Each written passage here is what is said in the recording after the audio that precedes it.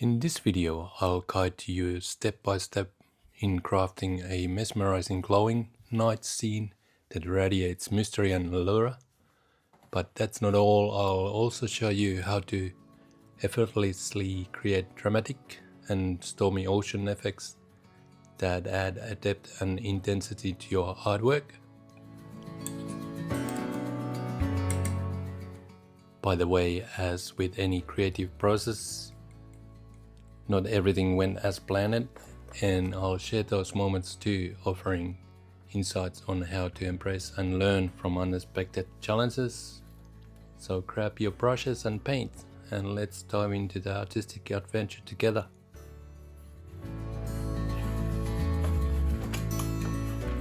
As always, I start from the top and using the darkest blue, and how you get the darkest blue is to mix a little bit burnt amber to the ultramarine blue, but not too much, just a little bit that it gets darker, and then just add up the turquoise in underneath the ultramarine blue. Like you can see, I just tapped some clouds on the night cover and blending it. I had a little bit paint left, so I just add up some underneath, and then I let it dry for overnight.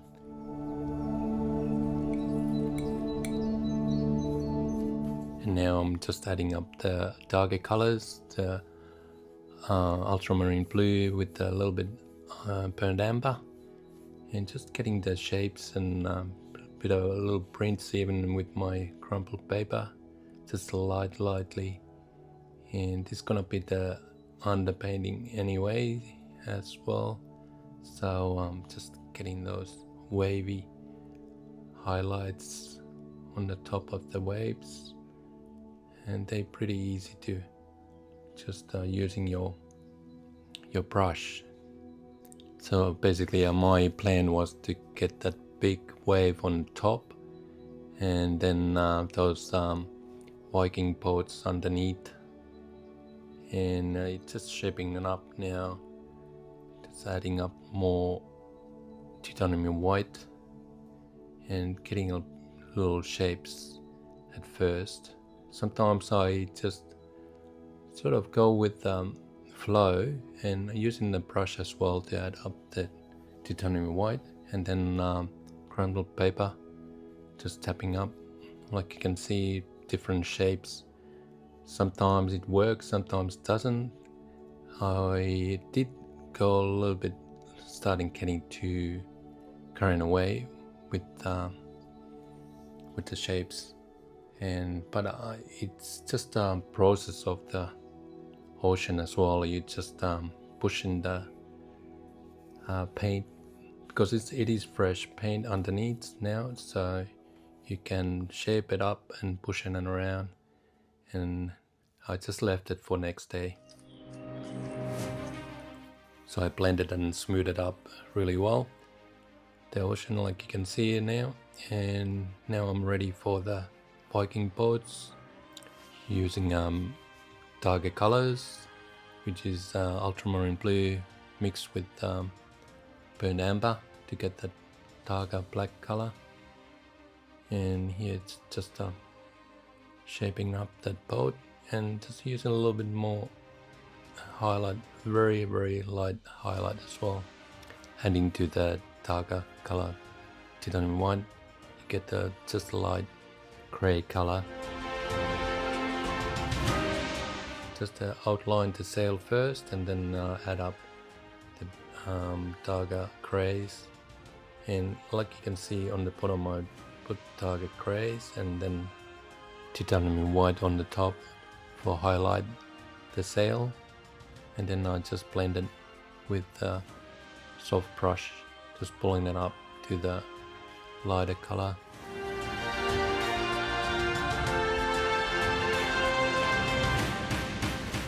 Using the palette knife for the straight line, like a sail boom and the mast as well. And if you have a mistake, just pull and clean the mistake on with the soft brush. You can also shape it up with a clean soft brush, pushing the paint over.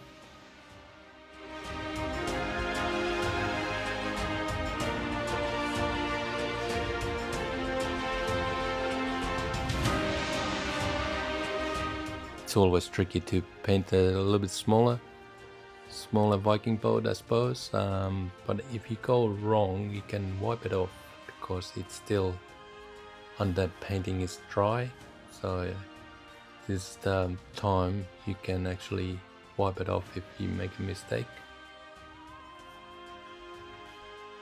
And you can use a little tiny cotton tips for tiny tea towels anywhere, and here I'm using actually a sponge which can give you a nice the foam effect on the ocean, and I'll show you how to shape it up as a wave, but this is a good way to do all those triples and effects. Like you can see, I had it up on the top of the lightest colors of the tip of the waves, and then later on I will show you with my brush, which is the fan brush, and I just pull them underneath so it looks like it's like a wash, and this is an easy way to do it. And using titanium white obviously on the top of the wave, and then you just tea towel it gently underneath. Once in a while you probably need to clean the fan brush as well, that it doesn't smudge too much, and gives that nice wavy effect.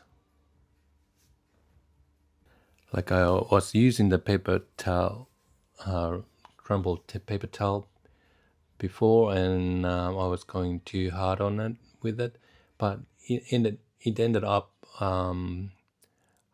quite alright because I was pushing and shaping it up the colors, like you can see, but you can as well you can add up the darker colors and blue colors later on as well, and like I do it here, just to get a little bit more darker. It doesn't get too light underneath the waves. So that's where I went wrong probably at first, but I recovered from that because I was pushing them with the bigger brush and blending it and then come back to it.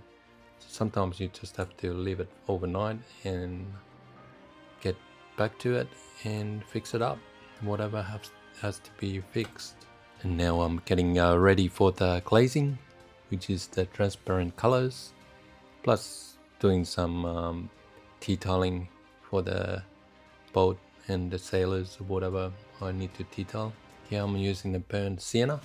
I like burnt sienna for this purpose because it is transparent color, and then I just wipe it gently or tapping up a little bit that it's not too much, and adding up those stripes what the Viking boats are famous for, those red stripes, and little tea towels, and adding up some color as well and wiping it off that it's not too bright.